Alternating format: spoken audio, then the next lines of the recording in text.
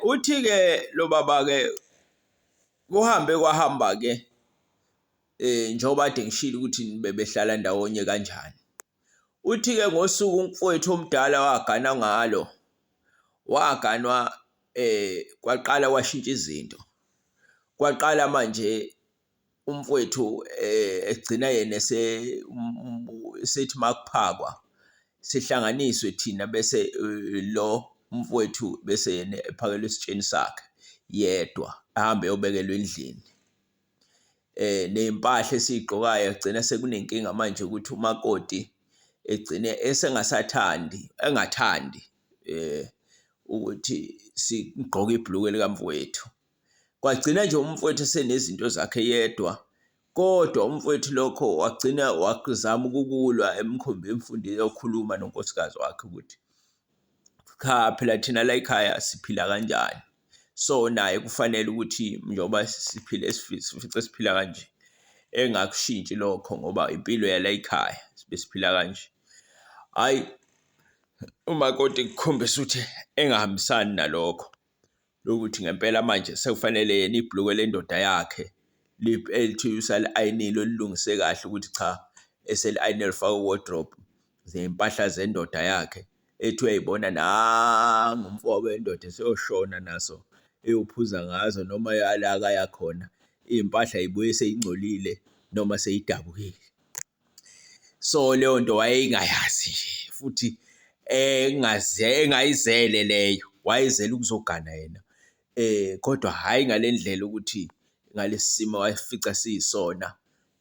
Futhi-ke umakoti ngangingakuboni mina umakoti vele abantu uma umuntu oyedwa eseganiwe kufanele abantu befundiseke ekhaya ukuthi usibani seganiwe kunezinye izinto ezizoshintsha manje, bekwazi ukuba aware kulokho. Kubalulekile ukuhlala phansi niwumndeni nimukele umakoti, niphinde futhi niqonde abantu abadala ekhaya beba-lecture-risha abantu ukuthi bafowethu njengoba sekunomakoti manje impilo kufaneke ningadideki mase sekuba nje kuba nje, kunezinye izinto eningeke kade nizenza nalo umfowenu engeke sanzeka ngoba useganiwe.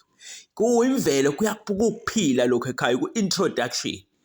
Thina siyenza introduction. Ungahlala kanjani ungayenzi introduction uwumnumzane womuzi ingane yakho iganiwe ungayenzi introduction, kodwa nikwazi ukuthi ukwazisa umuntu othile ongayisiyo into etheni, umazise ukuthi hawu sibani bani lo, umnumzane sibani bani lo, ngihamba nobani.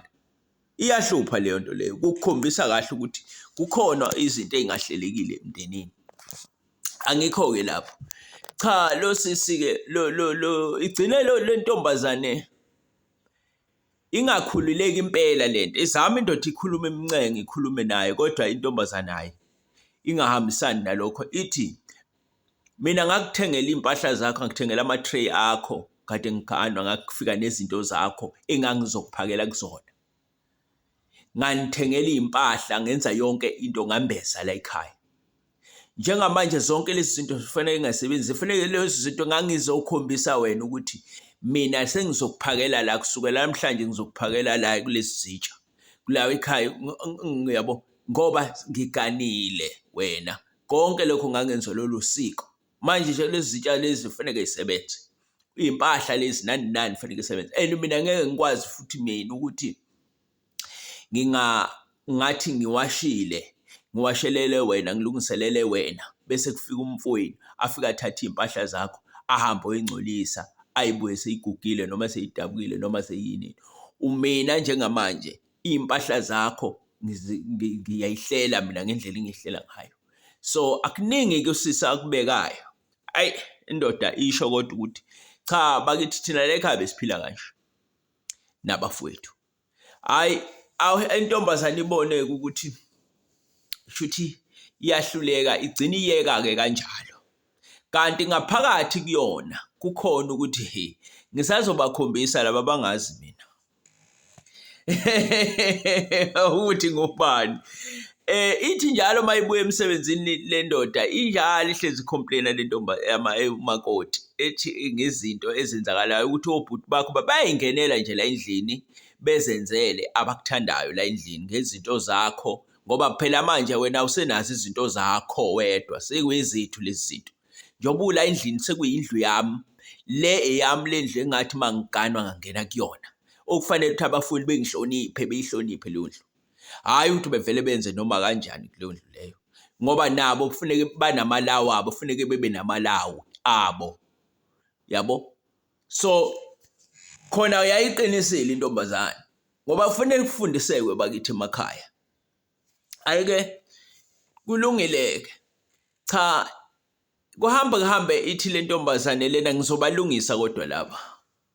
Hhayi ngolunye usuku le ntombazane le yawasha iy'mpahla, mayiwasha iy'mpahla yasimaka ibhulukwe elaligqoke umfowabo wendoda.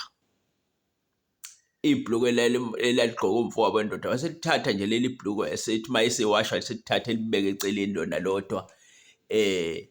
Wawasha uthe mayeseqedile ukuwasha wayesethatha waseye etoilet, wafika wathoyiletha lapha etoilet. Uthe mayesetoiletha la kufanele eshidabe khona ngethishu, wavele wathatha leli bhulukwe waliphendula waqondanisa nezinqa la kuhlala khona izinqa zendoda. Le yashidaba ngaleyo phathi leyo, kuleyo ndawo leyo, wafika washidaba ngayo, walithatha ibhulukwe walibuyisela laphayana la kuhlala khona iy'mpahla ey'ngcolile wangaliwasha. Ithe mayisibuya indoda ntambama, intombazane yakhala inyembezi, yathi ngizokukhombisa-ke manje, angithi uyanqaba la ekhaya ngihleze ngikutshethi lamhlanje sengiwashiswa amasimba-ke lamhlanje. Mina wakhe amasimba ngawawashi kodwa abafowenu sebengiwashisa amasimba abo. Kade ngihlezi ngikutshena ukuthi mina ngiyahlukumezeka la ekhaya. Wathi umfowabo, hayi bo mina ngiyazi-ke lento lokhuluma ngayo. Waselilanda ibhulukwe, wayesethi yini le, ekhombisa isihlama. Yebo bafowethu, badala laba bantu kunathi. Laliqinisile leli khehle ukuthi yabona unyobezelwe mdala kunami. Indoda yathukuthela ngalendlela ukuthi wanengwe ngakuthi hawu unkosikazi wami kanti bakithi uqinisile mayethi uyahlukumezeka la ekhaya. Lamhlanje ngempela uwashiswa amasembe, abafowethu abasashidabi. Sebegqoka ibhulukwe nje kanjalo ngempela bafuna ukuthi umfazi wami baphishwe umfazi wami bephila bengaguli bengenankinga. Yaqala lapho-ke inkinga. Le nsizwa le yavele yaqala lapho yashintsha manje. Yathi inkosikazi, ngiyade ngiyibona le ndaba, uthi asiphume. Ngithi-ke hayi kulungile, ngiyakuvumela manje, asiphumeni. Ngiyabona ukuthi sonke lesikhathi bengingakunakile ukhuluma, lamhlanje sengiyabona. Ngiyaxolisa kakhulu, ngizolilungisa leli phutha. Akazange-ke batshene abafowabo ukuthi baxatshaniswa yini, kodwa wabonakala eseqala manje sithi iy'mpahla zami akasafuni nazo. Waqala manje washintsha naye, wathi impahla zami, waqala wadlela epletini lakhe, waphuma umuzi, wahamba nomakoti wakhe. Kwathi lo baba-ke kwaqala lapho-ke ukuhlukana kumuzi ekhaya, abamfowabo engasabakhulumisi, eseney'nkinga nabo, bathi bayazama. Kwatholakala ukuthi naye umfowabo akasahlali nasekhaya, unkosikazi usamkhipha, usehlala khona. Labhubha laqala lapho kumuzi kwangasangenelwana, kwaxatshanwa, kwahlukanwa phakathi umuzi. Umfowethu njengoba esho nje ethi umfowethu naye kwaze kwafika isikhathi la akagula khona, wahamba emhlabeni bengakhulumisene nabafowabo laba abanye abadala, abanye bebekhona. Uthi wahlukana phakathi, waqala lapho umuzi waxakeka phakathi, kwaba ney'nkinga ezingasalungiseki.